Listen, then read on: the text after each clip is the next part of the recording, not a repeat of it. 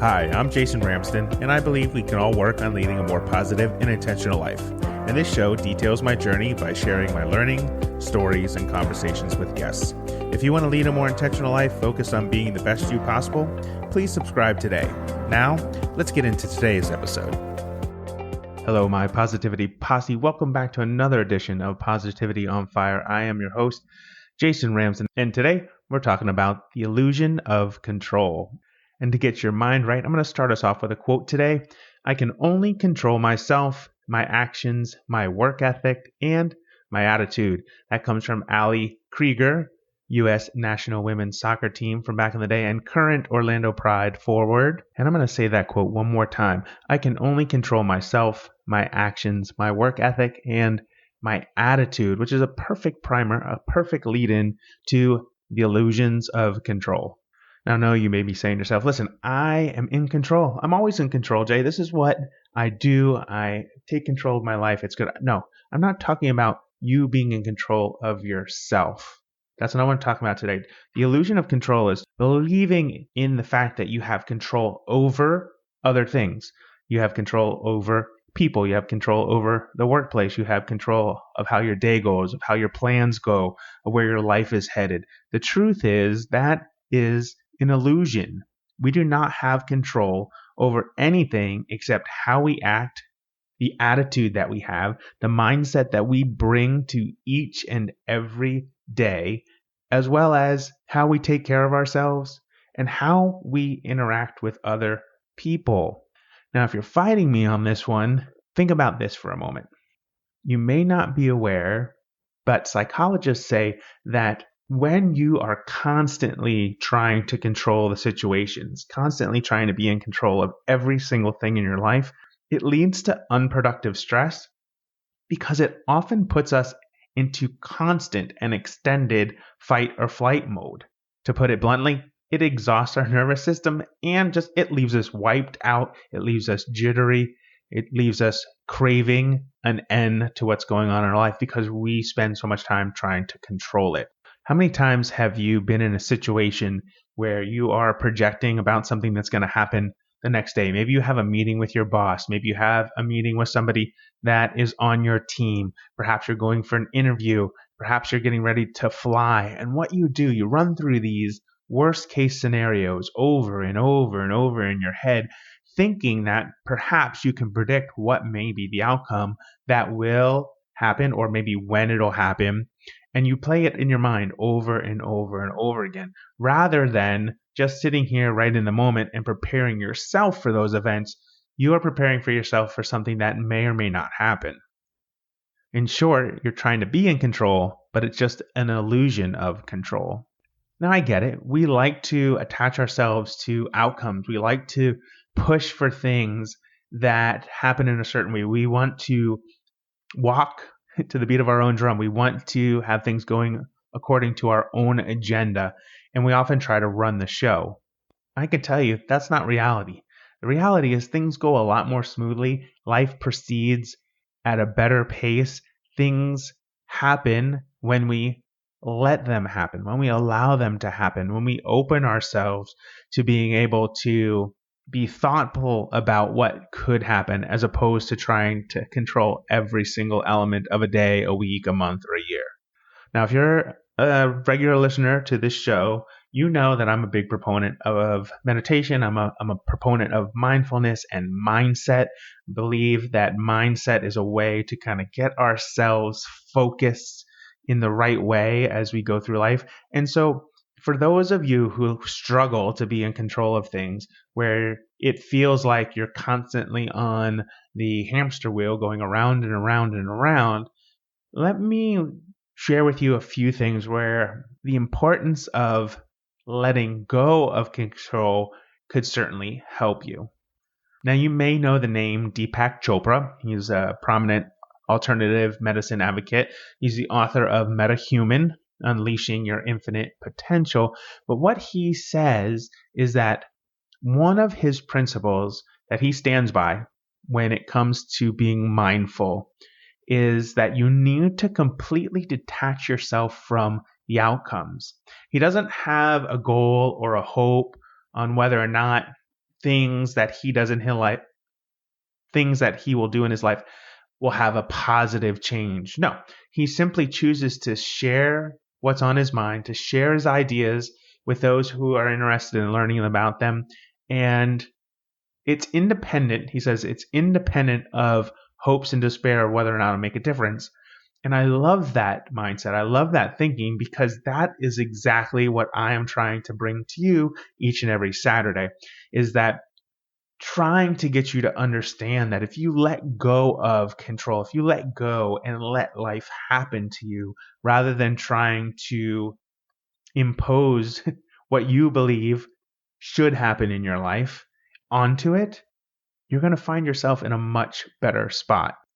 So today I have for you 5 things that you can help kind of loosen control. This comes from a Fast Company article, and I'm always going to bring you some research to what I'm talking about. But what I find fascinating about these 5 things, it's pretty simple, right? The tactics that you can use in your life to remove the control that you're trying to impose upon it are fairly simple. You just need to get your mind wrapped around, get your mindset headed in the right direction, and get yourself focused on making that change. Now, I know, talked about it here on the show before, the challenge of change is difficult. Sometimes we look at it and we're afraid to change. We're afraid for what it means in our life. We're afraid to let go of control. And oftentimes you wonder whether or not you have the courage to change. And all I'm saying is you need the courage to take the first step towards changing. So here are those 5 things. Number 1, identify your triggers. So if you're in a place right now where you can stop, where you can have a pen and paper without causing any harm to anybody else, this is what I want you to do. Write down those things that trigger you when you feel you need to control things. In my life, control for me is always about being a little obsessive compulsive around the way the house is kept, to making sure that there's a place for everything and everything is in its place. That's something that I like to control because it's something I can have control over. And what triggers me are when things are a mess, when there's piles of things everywhere and things are left behind, or people don't push in a chair or clean up after themselves. That's a trigger for me. So there's an example for you. So go ahead, and if you need to press pause and write down your triggers, go ahead and do that now. Okay, do you have them? Read them over. What did you come up with? Are there things that perhaps you realize now that are triggers for you? I gave you an example of what was a trigger for me. Put those someplace. Put them someplace where you can remember to reach for them. Put them in your phone. Write them on a piece of paper. Put them in your notebook, your purse, whatever it may be, whatever you carry with you regularly. Hold on to that so that you know what's going to trigger you to have this desire to control things. Number 2 on the list, do a mental dump of your feelings. That's just get them out of your head, get them down. The need to control sometimes is a reaction to unpleasant feelings. So go ahead, take those emotions, right? They're difficult to regulate. You may be in a place where you are trying to suppress emotions. Don't let them go, right? Once you kind of dump those out, put them on the table, if you will, you get this kind of sense of ease, a sense of calm that comes over you. But what happens is that when you're trying to control things, we keep the emotions inside, we repress them, we push them down. And what that does to us, all that does is build into that rabbit wheel of stress and anxiety and irrational emotional outbursts, because we're trying to control a situation and we can't. We take all this stuff, we put it down inside, and the next thing you know, we're exploding at somebody who doesn't need to be exploded at. That's not a way to go through your life. Number 3, employ some distance. So sometimes when we are out there trying to control other people's thoughts and actions, and I get it, we can't, you know deep down you can't, but you still try to do that, right? So for example, you may have a friend that always tells inappropriate jokes or makes inappropriate comments, and they might even still do it after you've had the courage to ask them to stop doing it. You may even get into a disagreement with that friend. So what are you going to do? Employ some distance. Sometimes it's easier to employ distance than continuing to try to control a situation that, yes, the illusion of control that you have no control over. When you don't employ that distance, what happens, right? You play things over and over in your head. You start to remember the things that they did to you. You start to remember perhaps in your head why they did it to you. You perhaps wonder why they did it to you. You don't understand. And when you don't give yourself that distance, that then sparks more controversy, more hurt, more fights. And so you just really, again, employing some distance is a pretty good strategy when you're trying to control someone or something that you can't control. Number 4 on the list, choose to deal with it in the future. Just put it aside. It's okay to yourself. Hey, not right now, anxiety, not right now, stress. I hear you. I acknowledge that you exist, but I'm going to put you over here for now. I'm going to put you on the side. I'm going to write you down on a piece of paper. I'm going to come back to you later, and I'm going to continue working with my life right now. I am going to set aside time for worrying. So that could be a great strategy as well, is if you take a moment of your day or a moment of your week where, okay, here's my worry hour. It's a time or a place just for me to kind of worry about the things I need to worry about. And when it's over, it's over. Let it go. Drop it and move on. You're never going to find an answer to your worries. It's going to be hard to find an answer to your worries, especially if you're trying to control things you have no control over and you just relentlessly worry about them. But set some worry time aside. And finally, number 5, learn to see uncertainty as a part of life. Yes, we do it. Every single one of us does it. I do it myself.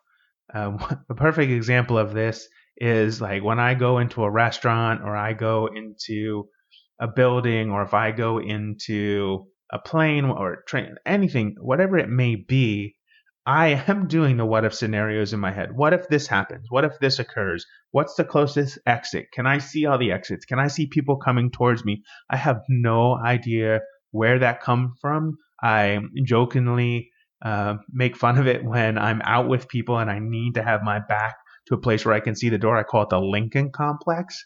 I do the what ifs. What if we just decided, you know what? Uncertainty is a part of life. I have to accept that it's a part of life.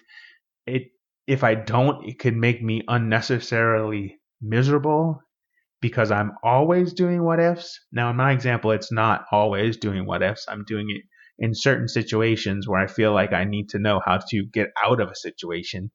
But what if you just said to yourself, you know what? I can't control life.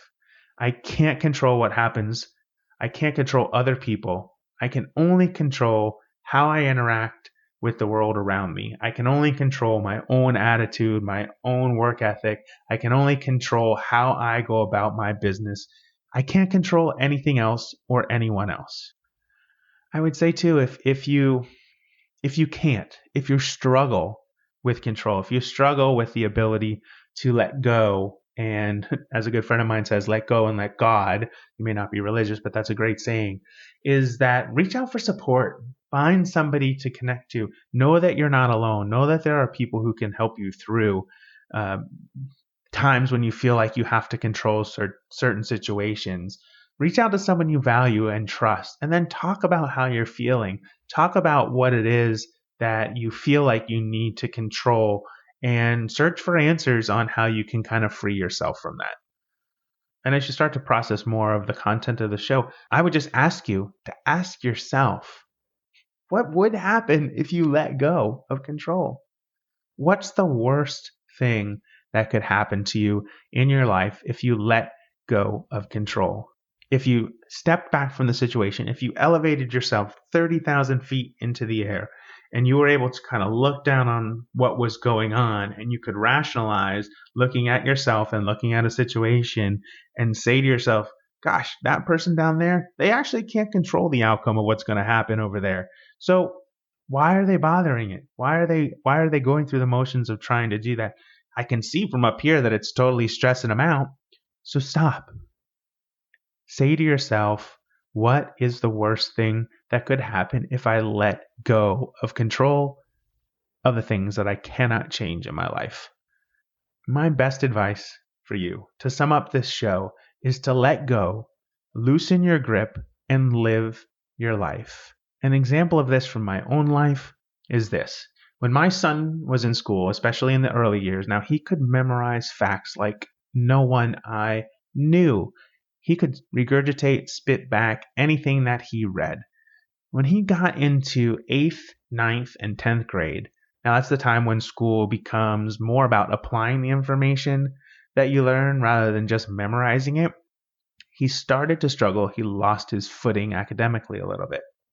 Now, in my infinite wisdom as the father, and because truthfully I saw him struggling in school like I had as a kid and I didn't want him to do that, I pushed hard on him to achieve more. I tried to control how he worked, and I was constantly on him, truthfully, to the detriment of our relationship. And then somewhere in the middle of 10th grade, something clicked for me. I realized we'd only have about 2 more years at home together. And for some reason, I don't recall exactly why, but for some reason I decided to back off and let him find his own way. And not surprisingly, he did. And our relationship improved.